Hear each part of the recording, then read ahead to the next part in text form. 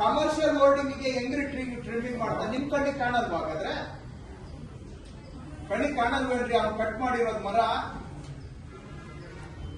1 ನಿಮಿಷಕ್ಕೆ 100 ವೆಹಿಕಲ್ ಹೋಗುತ್ತೆ ಅಲ್ಲಿ.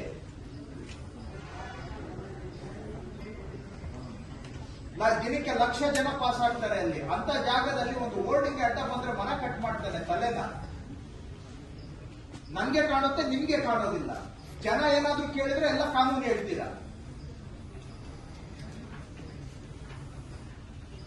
ಕಮರ್ಷಿಯಲ್ ಹೋರ್ಡಿಂಗ್ಗೆ ಅಡ್ಡ ಬಂದ್ರೆ ಕಟ್ ಮಾಡ್ತಾರೆ, ಅದು ನಿಮ್ ಕಣ್ಣಿಗೆ ಕಾಣೋದಿಲ್ವಾ? ಅದು ಏನು ಮೇಲೆ ಸುಳಿಯನ್ನ ಕಟ್ ಮಾಡ್ತಾರೆ.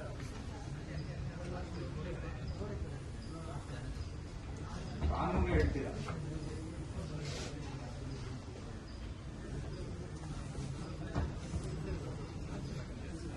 ಜನ ಮನೆ ಮೇಲೆ ಬೀಳುತ್ತೆ ಅಂತ ಹೇಳಿದ್ರೆ ಅದಕ್ಕೆ 101 ಕಾನೂನು.